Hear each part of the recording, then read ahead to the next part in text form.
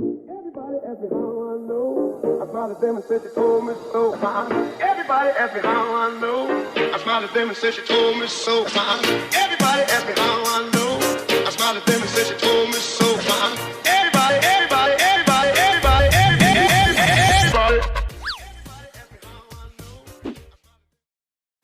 Bonjour à tous, aujourd'hui on se retrouve pour effectuer un brelage carré. Le brelage carré est une technique de fixation qui sert à fixer par exemple une perche à une autre perche à 90 degrés ou une perche à une surface comme ici.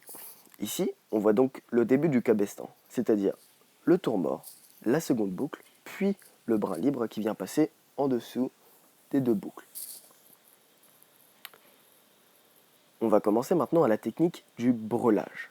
Le brelage est une technique de fixation qui est relativement simple. Cette technique est basée sur au-dessus, en dessous, au-dessus, en dessous, etc. On voit donc ici qu'on a commencé le premier tour et qu'on attaque le second tour.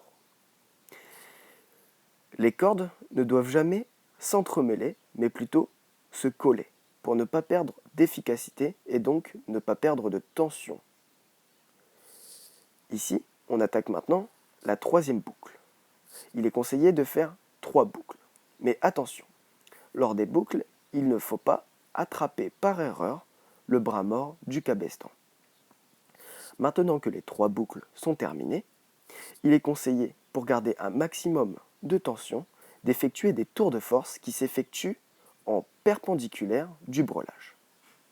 Les tours de force servent à garder un maximum de tension et donc d'efficacité du nœud. Donc, il faut les serrer très fort.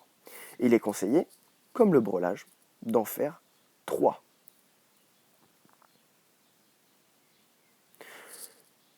Une fois que les 3 tours de force sont terminés, avec le brin libre du brelage et le bras mort du cabestan, on effectue un nœud simple dans un sens, puis un deuxième nœud simple dans l'autre sens, qui donne lieu donc à un nœud plat. Mais attention, quand vous l'effectuez, de ne pas perdre de tension.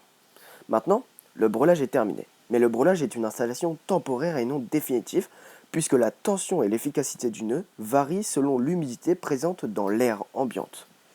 Je vous laisse maintenant avec quelques images de brelage que j'ai effectuées moi-même pour vous donner quelques idées. Allez, à très bientôt!